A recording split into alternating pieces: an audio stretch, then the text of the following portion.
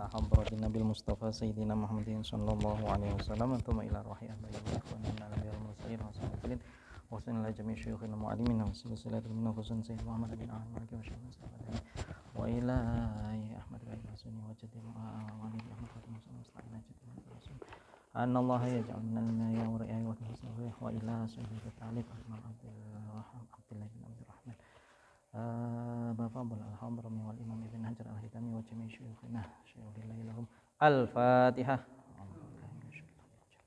Bismillahirrahmanirrahim. Alhamdulillahirabbil alamin.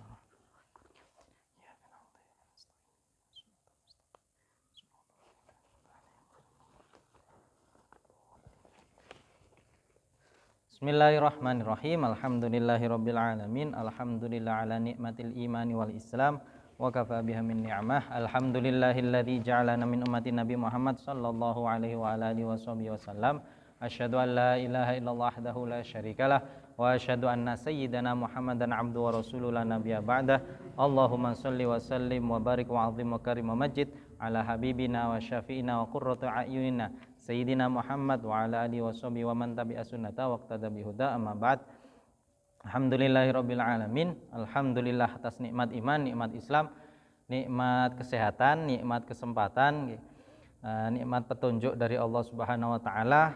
Mangke kita saged kempal nggih, saged sami-sami belajar nggih untuk lebih memaham agama kita nggih, yang mudah-mudahan menjadi jalan yang lebih mudah bagi kita untuk mencapai surga, mencapai ridhonya Allah Subhanahu wa taala, bisa kumpul kali Rasulullah sallallahu alaihi wasallam nanti di surga.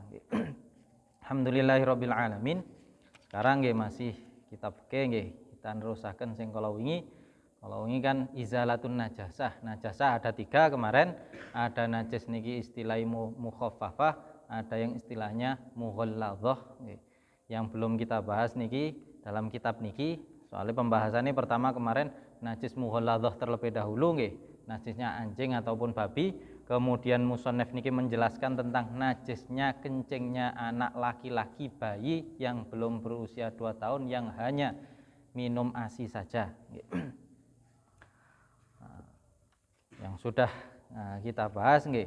Kemudian yang berikutnya Rasul musannaf niki membahas tentang najis yang lain nggih. Najis selain najis mughalladzah ataupun mukhaffafah, entah niki kencingnya orang besar nggih, kencingnya anak bayi yang perempuan semisal nggih, ataupun nanah semisal, ataupun muntah darah dan lain sebagainya yang najis nggih. Selain mughalladzah dan selain mukhaffafah nggih, beliau menyatakan nggih, fa in kanat ainiyatan wajabat izalatu ainihi wa ta'mihi wa launihi wa rihihi wala yadurru baqa'u launin aw rihin asura zawaluhu wa yadurru baqa'uhuma awit ta'mi wahdahu. Dalam masalah najis niku dalam istilah ulama kita ada dibagi dua nggih. Sing pertama niku ainiyah, yang kedua niki hukmiyah. Kalau najis ainiyah niku najis yang masih ada najisnya, ngoten lho nggih. Semisal di baju kita nggih, baju kita niki terkena kencing misal nggih. Pas baju kita sebelum terkena kencing niki kering nggih. Kemudian kena kencing, baju kita basah nggih. Ataupun sudah mamel misal nggih. Setengah kering, setengah basah, tapi masih ada basah-basahnya sedikit. Niki namanya ainiyah, masih ada benda najisnya. Ngoten lho nggih. Masih ada benda najisnya. Ataupun kita mimisen nggih, semisal keluar darah, kemudian darah tadi terkena di lantai nggih. Darahnya masih ada di lantai, seandainya kita hapus niki masih ada sisa warna semisal nggih. Niki namanya masih ainiyah. Berarti tempat tersebut najisnya istilahnya niku najis ainiyah. Ataupun semisal kita niki ke kamar mandi nggih. Kencing umumnya kita niki kencing, kita kencing di kamar mandi, nyiprat, ngoten lho nggih. Nyiprat ke kaki semisal nggih. Kita merasakan kalau di kaki niki terkena cipratan dari air kencing, otomatis kan pasti ada najisnya. Di kaki kita masih ada basahnya kencing tadi nggih, ataupun nanti ada di Rasul musannaf ada ainihi wa ta'mihi wa launihi wa rihihi, ada warnanya, ada baunya, pokok masih ada bendanya, niki disebut ainiyah.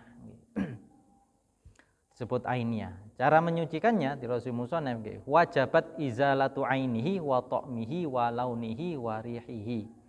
Maka wajib nggih, langkah pertama kita contohkan semisal darah nggih. Darah niki terkena ke lantai semisal nggih. Seandainya kita mau menyucikan lantai tersebut, nggih, kita yang pertama adalah izalatu ainihi, harus menghilangkan darahnya tersebut. Entah memakai tisu, entah memakai tangan kita, entah memakai benda apapun, pokok dihilangkan terlebih dahulu dari area yang terkena darah tadi. Pokok darah niki kita hilangkan dari tempat tersebut. Setelah hilang, niki kita lihat warna darah tadi masih melekat di tempat tersebut atau tidak. Kalau masih melekat, harus diusahakan digosok malih. Kalau kita semisal pakai tisu sekali ambil masih ada darahnya, masih ada warnanya, ambil lagi yang baru, misal ambil lagi yang baru, kita gosok lagi, kita bersihkan lagi. Belum hilang, kita ambil lagi. Niku launuhu. Kemudian juga harus hilang rihuhu. Niki yang kadang rihuhu, baunya. Baunya pun juga harus hilang. Bau amis darah niki harus hilang. Kalau sudah kita bersihkan, kita gosok dengan tisu yang baru, warna darah di lantai ini sudah tidak ada, tapi ketika kita cium masih ada bau amis. Ketika kita cium niki masih ada bau amis, berarti masih belum hilang. Harus ditunggu sampai amisnya hilang.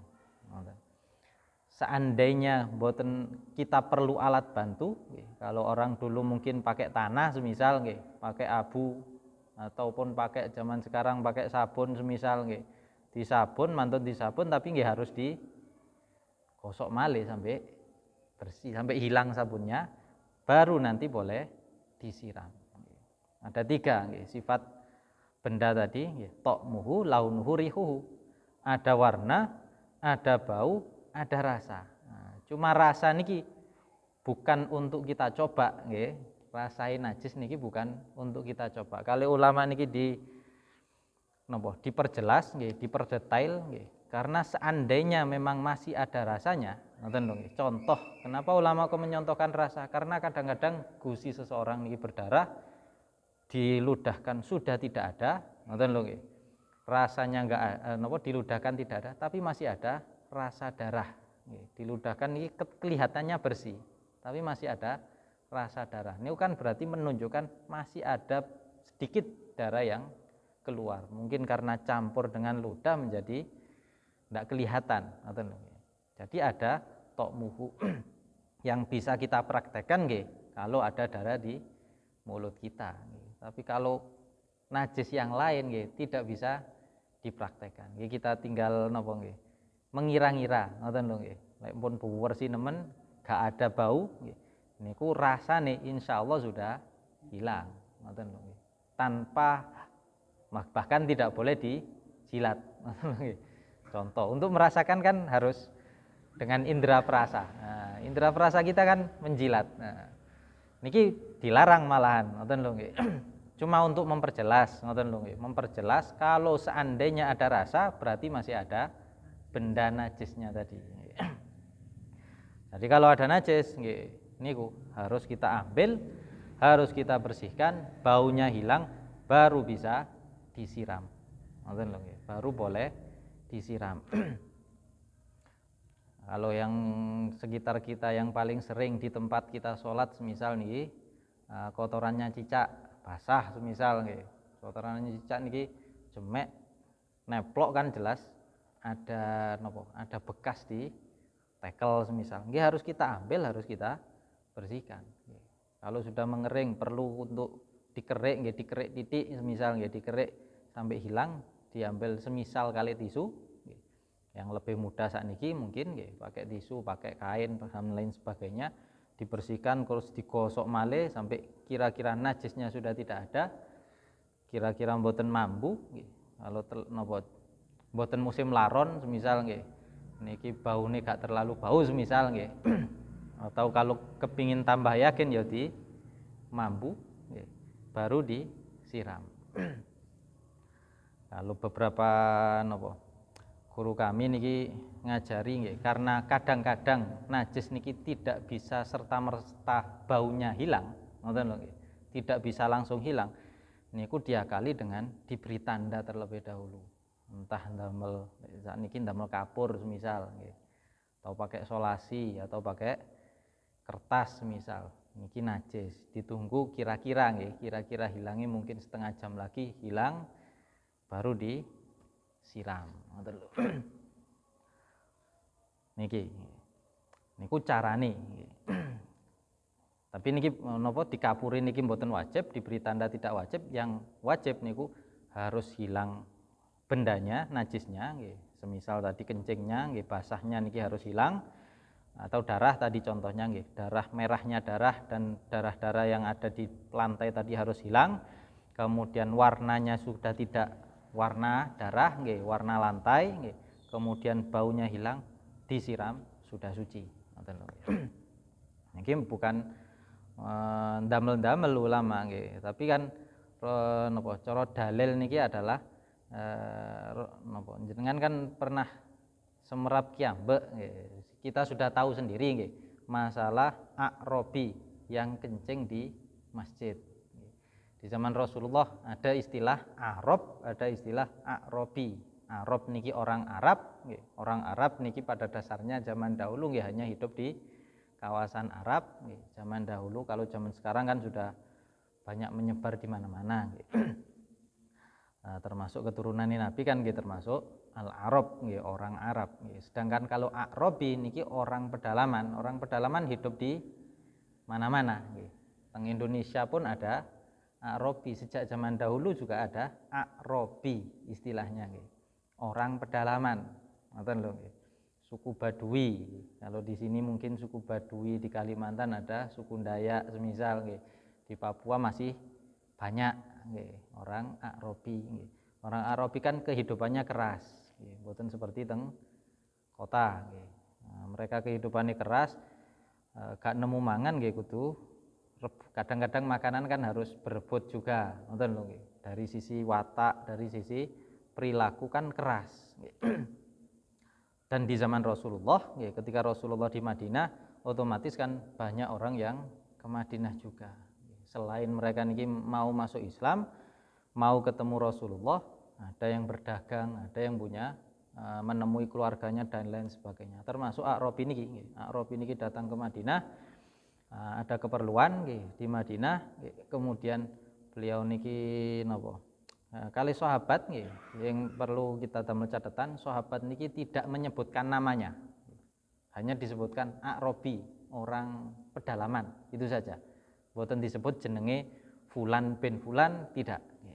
Hanya A'robi. Wonten faedahe niku. Si A'robi niki keliling nggih teng Madinah nggih. Mari keliling nggih, kan otomatis melihat Masjid Nabawi. Melihat Masjid Nabawi wayahe salat nggih dia masuk masjid, salat dengan sahabat, salat bahkan Rasulullah juga ada di situ, ngoten lho nggih. Setelah salat nggih, dia niki mau keluar dari masjid. Ketika mau keluar, nggih jenenge wong gak nggih ngerasa kebelet ngoyo, ngoten lho nggih. Dia niki merasa mau qadhaul hajah. Ketika qadhaul hajah langsung nggih, namanya orang pedalaman, ngoten lho nggih, belum mengenal aturan, ngoten lho nggih.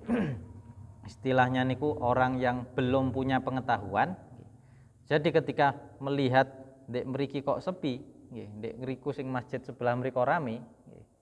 Akeh sahabat sing salat, dia menuju bagian masjid, nggih. Bagian pinggirannya masjid, kemudian langsung kencing di situ. Ngoten lho nggih.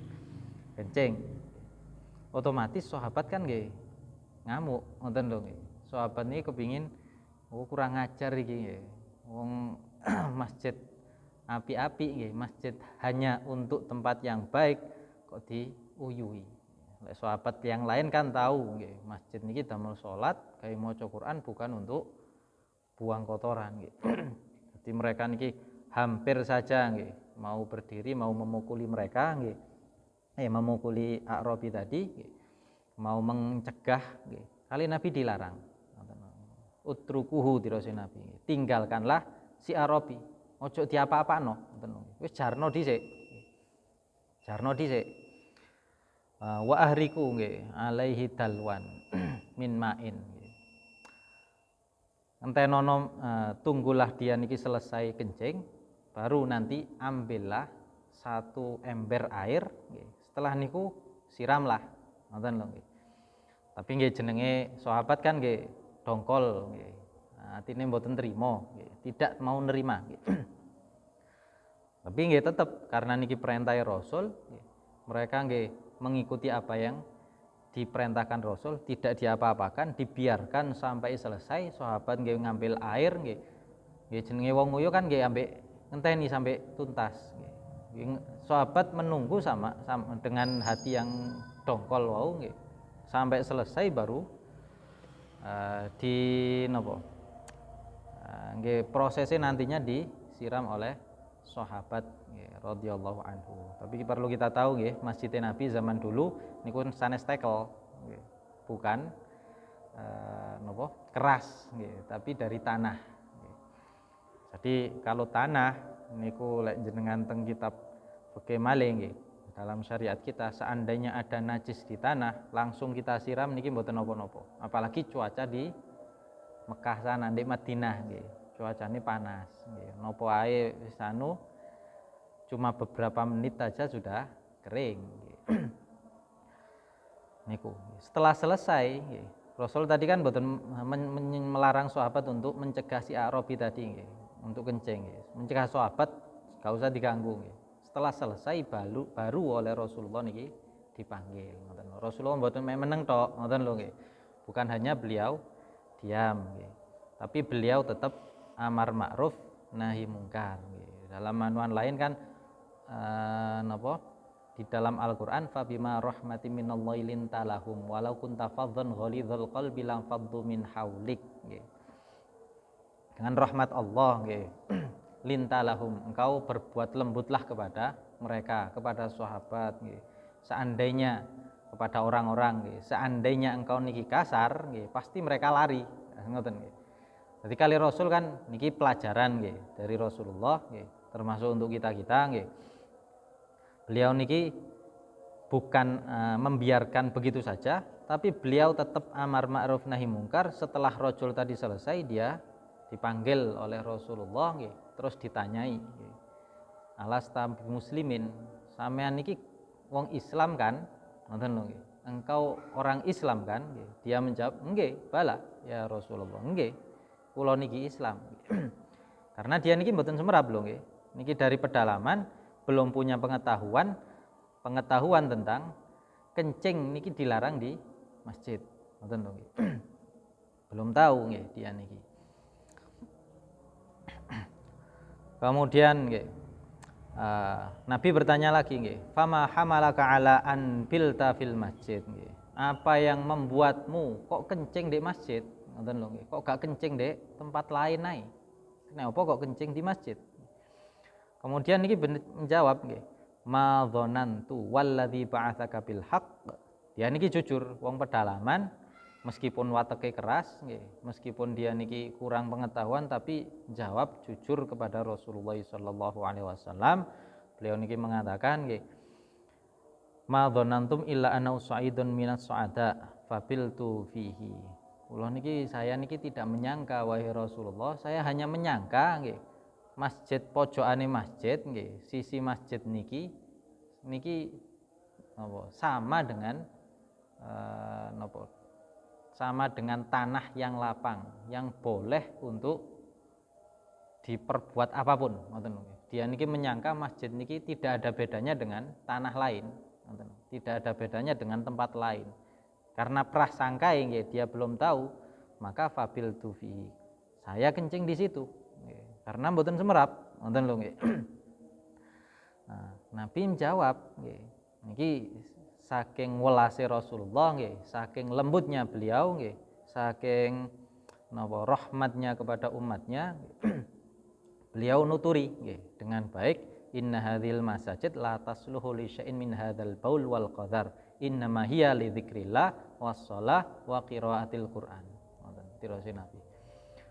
Masjid niki niku tidak patut untuk kencing, tidak patut untuk buang kotoran nggih. Tapi masjid niki adalah li dzikrillah, untuk mengingat Allah, zikir kepada Allah nggih. Wassalah nggih, dan yang kedua untuk salat, yang ketiga wa qiraatil Qur'an, untuk membaca Al-Qur'an. Setelah dituturi oleh Rasulullah semacam niku, nggih, A'rabi tadi kemudian sadar, ngoten lho nggih. Dia tidak akan mengulangi lagi, ngoten. Dia niki nggih tadi lho nggih. Niki pelajaran dari Rasulullah nggih. Sing pertama, kenapa Rasul kok mencegah nggih? Padahal niki perbuatan yang tercela nggih. Kencing di masjid kok mboten dilarang, ngoten lho nggih. Padahal seandainya dilarang saged napa? Berhenti kan nggih. Orang yang berbuat zalim ke masjid, kasarane ngoten lho nggih. Dia niki bisa berhenti zalim nggih, dalam artian niki kencing di masjid nggih. Sing pertama nggih, seandainya nggih, zaman dahulu meskipun kencing kan orang kencing mboten ngadet, ngoten lho nggih. Kencingnya kan umumnya nggih dodok apa jongkok nggih. Kencingnya si A'rabi niki jongkok nggih. Sehingga ketika seandainya dia niki disuruh berdiri nggih, sahabat niki kali Rasul tidak dicegah, otomatis si A'rabi ini kan kaget. Lek kaget ngadeg oh yo enang pundi-pundi yang asline najisnya cuma satu bagian. Kalau seandainya dia niki berdiri, otomatis kencingnya bisa ke seluruh bagian yang lebih luas lagi. Niku yang pertama. Yang kedua, zaman dahulu air niku juga sulit, menjaga kesucian niku sangat-sangat dianjurkan. Termasuk kesucian pakaiane. Seandainya Arabi niki tadi berdiri langsung nggih, kaget soalnya kate di kebu ya mbek sahabat nggih. Karena salah lho nggih, pun salah arti lho nggih. Niki maksudnya sahabat niku saking ghiroe ke Islam, saking cemburunya ke masjid, ngoten lho nggih. Sehingga ada keinginan untuk bukan untuk kita tiru lho nggih. Kali Rasul kan dilarang, ngoten lho nggih. Saking mangkele maksudnya nggih, saking cintai nang masjid terus muangkel nemen kepingin ngoten lho, kepingin gebui tapi gak dilarang kali Rasul. Seandainya dia niki berdiri, yang kedua nggih, seandainya dia niki berdiri otomatis bajunya akan kena najis. Baju Arabi wau lho nggih. Nah, faedah yang kedua nggih, kali Rasul kenapa kok tidak disuruh menghentikan nggih. Suruh membiarkan nggih. Niku faedah yang ketiga nggih. Faedah yang ketiga nggih. Dia ini kan sedang kencing, seandainya tiba-tiba berhenti, kemungkinan bisa saja membahayakan saluran kencingnya, ngoten lho nggih. Karena asline kebelet nemen terus dikongkon ngempet, kan nggih gak enak rasane. Nah, niku nggih. Yang ketiga nggih.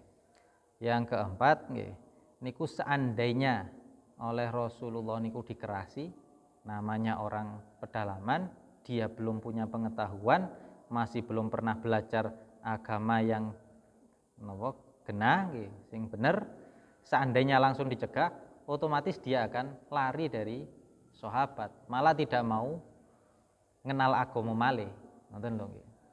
Karena niku kali Rasul dilarang, ngoten lho. Tapi yang perlu kita ingat, Rasulullah bukan membiarkan begitu saja nggih. Rasulullah tetap memanggil dia. Terus Imam Syafi'i nggih.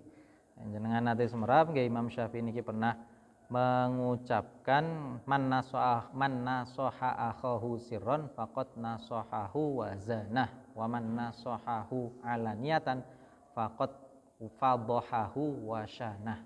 Siapa yang menasehati saudaranya, menasihatinya niki dalam kondisi sirron, rahasia nggih, hanya berdua saja, maka faqad zana faqad nasahu, maka dia sesungguhnya sudah menasihatinya dan malah menghiasinya, melebihinya, ngoten lho nggih. Menghiasi dengan baik nggih, menasihati dengan baik. Tapi barang siapa yang menasihati alaniatan nggih, di hadapan orang banyak, maka nggih dia akan membuat malu orang tersebut nggih, dan dia membuat orang tersebut merasa jelek, ngoten lho nggih. Niku tirose Imam Syafi'i, sesuai dengan apa yang dilakukan oleh Rasulullah sallallahu alaihi wasallam. Beliau menasihati pribadi, bukan langsung di umurmu ki wong elek nguyu ndek masjid ngoten-ngoten nggih, tapi dia niki dipanggil terus dituturi ngoten. Ini seperti kiai-kiai kita, ustadz-ustadz kita, semisal kadang-kadang kalau ada kesalahan nggih, orang sing salah niki dibisiki, dipanggil, dituturi nggih. Orang yang napa pribadi loh nggih. Kalau mereka ngaji nggih umum kan biasanya mboten berbicara tentang fulan A, fulan B nggih, kecuali terpaksa ngoten mawon, kecuali harus tidak bisa tidak kecuali diomongi semisal nggih. Kalau tidak kan hanya nyindir-nyindir kadang nggih. Kalau perlu dengan orangnya nggih orangnya yang dipanggil nggih. Niku hadis yang menjelaskan tentang kalau kencing dan lainnya niku najis harus disucikan, harus disiram. Termasuk kencing yang dilakukan oleh A'rabi tadi. Yang menjelaskan juga tentang masjid niki mboten patut kecuali untuk hal-hal yang untuk agama, bukan untuk lain. Mboten patut damel pesta kemantenan misal nggih. Mboten patut damel napa nggih pesta-pesta yang lain yang tidak ada hubungan dengan zikrullah. Ngoten lho nggih. Maka kan kadang-kadang kan mungkin kita merasa Pak Nadir iki kok Pak Nadir Pak sapa Pak Takmir nggih. Pak Takmir iki kok terlalu ngene semisal nggih. Nggih jangan kaya ngoten nggih. Niku mungkin aja kita sing mboten semerap nggih, beliau niki tahu. Jadi mungkin kita dibatasi. Tapi pembatasan tersebut kan untuk membatasi kita agar jangan sampai napa menyebarkan nafsu syahwat kita nggih saenake. Seperti semisal niku kan masjid masjid niku hanya untuk sholat, untuk zikrullah, untuk qiraatul Quran ataupun anwan yang lain. Niku pentingnya juga untuk dalam hadis tersebut kan pentingnya juga kita untuk selalu belajar. Lek mboten semerap nggih harus mencari tahu. Kalau memang kita tidak mengetahui.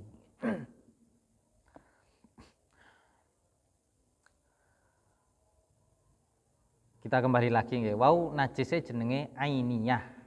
Najis ainiyah tadi harus hilang tokmuhu launuhu rihuhu nggih. Rasanya, warnanya, baunya. Wala yadurru baqau launin aw rihin asura zawaluhu. Seandainya najisnya darah tadi nggih. Yang terutama biasanya perempuan nggih. Entah istri, ibu kita nggih, saudari kita atau anak putri kita semisal nggih. Niku seandainya keluar darah nggih, kemudian terkena pakaiannya, ngoten lho nggih. Niku kan kadang-kadang darah niki sulit hilangnya. Kadang-kadang cepat hilangnya, kadang-kadang sulit hilangnya. Wala yadur baqau launin aw rihin. Tidak mengapa seandainya warnanya saja, ngoten nggih. Ada warna darah di sesuatu, di pakaian semisal nggih. Sulit hilang setelah digosok-gosok berkali-kali meskipun dengan sabun niki tidak hilang-hilang, semisal nggih. Warnanya masih saja tetap, hanya warnanya saja, baunya hilang, ngoten lho nggih. Baunya hilang, seandainya dirasakan nggih tidak ada rasa darah, cuma hanya warna, maka kaya ngoten la yadurru, tidak mengapa. Ngoten lho nggih. Tapi harus ada usaha untuk menghilangkan terlebih dahulu. Harus digosok rumien, kok gak hilang-hilang. Wis disiram ae. Baunya, yang penting baunya tidak ada, rasanya tidak ada. Atau yang tersisa niku hanya rihin, hanya baunya saja. Asura zawaluhu, yang sangat sulit hilangnya. Hanya tersisa bau tapi sangat sulit hilangnya. Ngoten. Semisal ngapunten. Kita niki mantun ngotik botol di embong, gak semerap. Ternyata yang kita sentuh niki kok botol mari diangkat ana tulisane bintang semisal ya. Ternyata kok khomer, ngoten lho nggih. Khomer kan najis nggih. Kita cuci bolak-balik nggih. Wernae wis gak ada nggih. Tapi dicium kok mambuhe menyengat, sangat menyengat. Dicuci maneh sampai kok pancet mawon, ngoten lho nggih. Baunya lho nggih, hanya baunya saja. Maka kaya ngeten layan turu, mboten napa-napa. Wis disiram ae. Mari disiram nggih, langsung gawe salat, enggak apa-apa. Meskipun masih ada bau. Tapi ada usaha tadi loh nggih untuk menghilangkan. Entah warnanya saja atau hanya baunya saja yang sulit hilangnya. Tapi wa yadurru baqa'uhuma, seandainya warnanya ada, baunya juga ada, niki yadurru tirose ulama. Maka koyo ngeten, berbahaya, tidak bisa kita pakai untuk sholat, tidak bisa disucikan dahulu nggih. Seandainya tadi nggih, misal mantun ada darah niki masih ada warna darah. Tapi ketika kita cium nggih masih bau amis, semisal nggih. Masih sulit, sangat sulit. Tapi dua-duanya masih ada, warna dan baunya masih ada, maka seperti niki nggih, tidak boleh dulu kita untuk sholat. Kepingin hilang nggih mungkin dengan alat bantu tadi loh nggih. Kita cari tanah, kita cari misalkan nggih alternatif kan banyak nggih selain sabun nggih. Misalkan butuh sabun nggih kita sabun. Mboten nemu sabun golek lemah nggih. Mboten nemu lemah nggih golek digosok apa sesuatu semisal nggih. Dan lain sebagainya. Sampai entah baunya yang hilang, entah warnanya yang hilang. Kalau setelah niku baru seperti tadi nggih. Awit tok miwahdahu, atau ada rasanya. Rasane tok nggih, wernae mboten wonten, baunya tidak ada, tapi hanya tersisa rasanya. Hanya rasanya. Seperti tadi nggih, semisal nggih, dalam mulut kita nggih ada darah nggih. Niki ketika kita ludahkan nggih, sudah bersih, kita bau mboten ono ambuhe, tapi kok sik ono krasa zat besi semisal nggih. Padahal asline gak ono. Warnane rasane getih kan kaya sampean napa ndilat wesi ngoten ya, rada teyeren sampean dilat lak ambuhe kaya ngoten. Hampir semacam niku semisal nggih. Kalau hanya rasanya saja, maka ya buruk. Niku berbahaya, tidak boleh langsung kita pakai untuk sholat. Harus ditunggu rasanya hilang, baru disucikan, baru kita sholat. Ngoten. Kesimpulannya nggih, seandainya yang tersisa dari najis tadi niku hanya warnanya saja, maka boleh kita gunakan, boleh kita sucikan, kemudian kita sholat. Atau yang kedua, yang tersisa niku hanya baunya saja, niku juga boleh untuk kita sucikan langsung kita pakai sholat. Tapi seandainya ada bau, ada rasa, ada bau, ada warna, maka kayak ngeten masih najis. Ataupun ada rasa saja, tanpa ada bau, tanpa ada warna, hanya ada rasanya najis saja. Seperti ini juga hukumnya masih najis. Harus ditunggu sampai hilang atau tadi kita hilangkan dengan alat bantu yang lain. Niku namanya najis ainiyah. Harus hilang ainnya, harus hilang benda najisnya, harus hilang warnanya, rasanya ataupun baunya. Tapi niku ainiyah nggih, harus hilang terlebih dahulu baru disucikan. Wa illam yakun lin najasa ainun kafajar yulma 'alaiha. Nah, dari najis yang kedua nggih, dari sisi bentuknya nggih, najisnya istilahnya niku najis hukmiyah. Seandainya najis tadi niku tidak ada bendanya, ngoten nggih. Ya, seperti pakaian kita kena kencing, terus dipepe, mari dipepe hilang kencingnya, warna kencingnya tidak ada, bekas kencingnya tidak ada, bau kencingnya sudah hilang, semisal, kemudian langsung kencing boten kuning, ngoten nggak kuning nggak nopo, semisal, ini kan sudah tidak ada ainiyahnya, langsung kita siram, sekali siram sudah suci, karena tidak harus. Karena sudah tidak ada bendanya, jadi mboten perlu lagi untuk menghilangkan bendanya kan nggih. Niku namanya najis hukmiyah nggih. Seperti tadi kotoran yang ada di tekel semisal, sudah kita bersihkan, sudah kita kita tunggu baunya hilang nggih, anunya hilang, tekele nggih padha ambek biasae wisan. Nah, niku kan namanya hukumnya masih tetap najis kalau belum disiram. Najisnya najis hukmiyah. Kalau seandainya kita sholat di situ nggak harus disiram terlebih dahulu. Ini najis hukmiyah.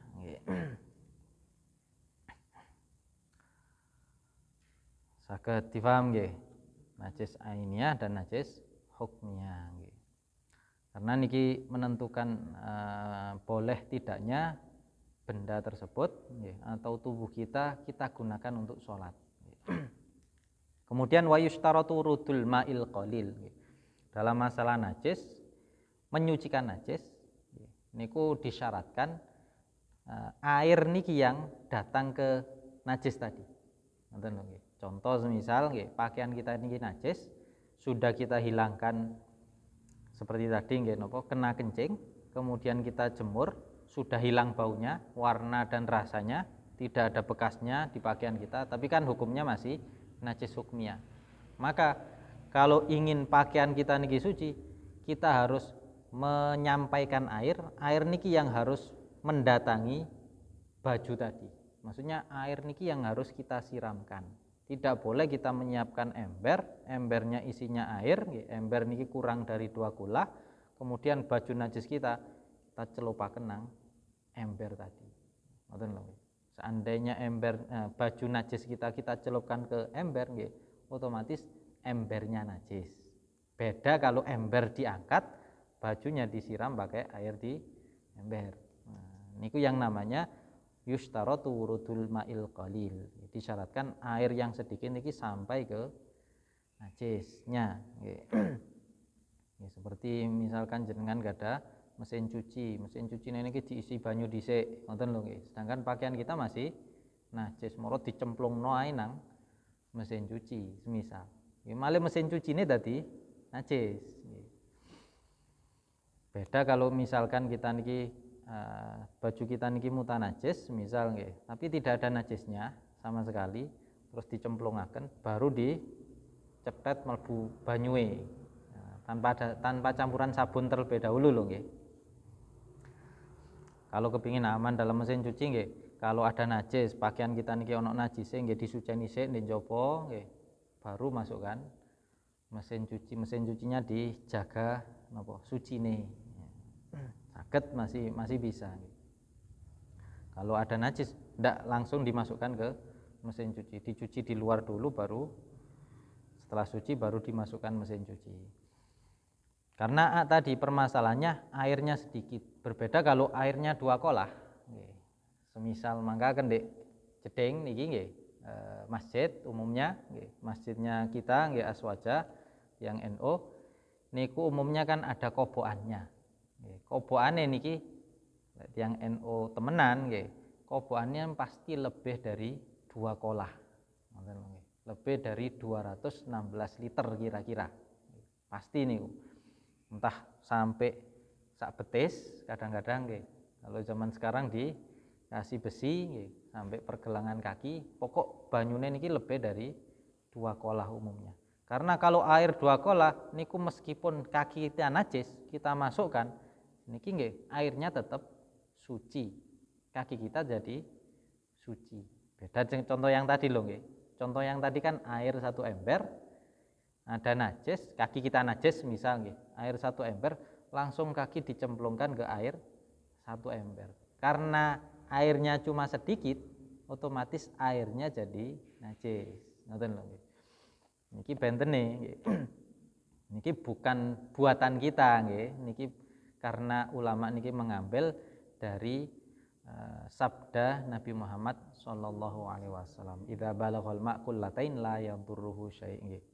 Ketika air niki mencapai 2 kolam maka nggih gak akan membahayakan apapun masuk ke situ nggih, selama airnya tidak berubah tidak akan berbahaya niki.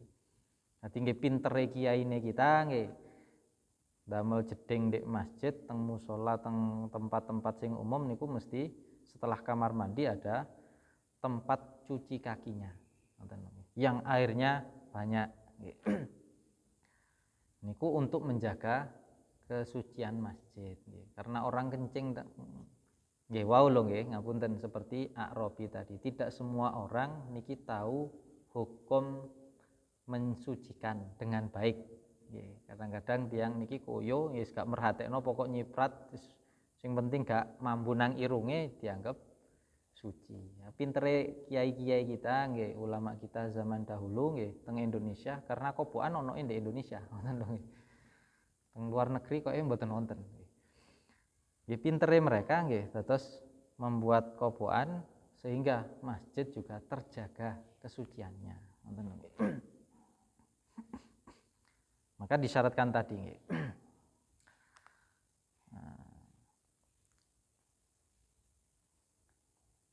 Jadi pada dasarnya kita niki sakniki cuma nopo metik hasil tok nggih, mboten perlu payah-payah berpikir, alhamdulillah pun dipikiraken Kiai Singen nggih. Dadi mboten usah nemen-nemenan wae, tinggal prakteknya. Makanya nggih niku tirose Nabi wawon innama bu'istu muyassarin. Kita diutus niku sebagai orang yang memudahkan bukan menyulitkan nggih. Kiai kita wis matos solusi, ngoten lho nggih. Maka nggih kita ambil solusi tersebut, jangan beranggapan nggih, pun beranggapan pun suudzon nggih. Oh kok wangel men, ngoten lho nggih. Mosok nang masjid kudu jemek sikile nggih. Mari teko jeding kok kudu basah. Enakan wong modern nggih, jedinge kering nggih. Metu teko jeding wis kering nggih. Gak kademen, gak nopo. Niku solusi yang disolusikan untuk kita oleh kiai-kiai kita nggih. Yang patut kita syukuri nggih teng mriki. Sehingga sholat kita niki diusahakan nggih oleh mereka saged sah meskipun sebagian saudara kita niki tidak tahu dengan jelas cara suci menyucikan yang baik. Ngoten lho nggih. Kita mboten suudzon teng dulur-dulur kita yang lain nggih, tapi kemungkinan orang yang seperti Arabi niki masih ada. Ngoten lho nggih, kemungkinan. Sing mboten belajar nggih. Kemungkinannya sangat besar nggih. Soalnya kata yang mboten belajar kadang. Mboten sulit nggih. Yang penting kita menjaga kebersihan khususnya nggih teng masjid ngeten iki. Ya, alhamdulillah di Indonesia pun kan air juga mudah. Air nggih gampang. Sakniki karek nyetet nggih, karek ngurupno kran wis ngurup nggih. Lek zaman singen nggih, masjid zaman singen ada kobokane aire tasik ngangsu nggih, njupuk banyu. Tapi kali ulama dahulu nggih tetep dilakoni. Tetep dilaksanakan demi menjaga baiknya masjid lho nggih. Yang semoga nggih kita juga termasuk bukan hanya meramaikan dengan sholat tapi juga meramaikan, membersihkan ataupun menjaga nggih kebersihan masjid dan kesucian masjid. Bukan hanya dalam masalah napa kegiatannya nggih, tapi nggih termasuk kebersihannya nggih, lantainya dan lain sebagainya. Wal ghusala al qalila tahiratun malam tataghayyar wa qad tahurul mahal. Nggih kula kinten cekap samanten nggih. Semoga nggih saged kita paham dengan baik nggih, saged kita laksanakan dan semoga nggih seluruh ibadah kita niki diterima oleh Allah Subhanahu wa taala, salat kita, wudu kita nggih dan lain sebagainya. Mugi-mugi dan termasuk niki kembali kita teng mriki nggih saged iktikaf sami-sami, saged mendengarkan hadis sama-sama nggih, saged belajar sama-sama nggih, yang semoga nggih mendapatkan barokah nggih. Kita ini mendapatkan barokah nggih, rahmat dari hal tersebut nggih. Yang pasti insyaallah lek niati kita sae pasti malaikat nggih ndongaaken kita nggih, rahmat Allah selalu dengan kita ala thalabil ilmi nggih. Wallahu a'lam bishawab.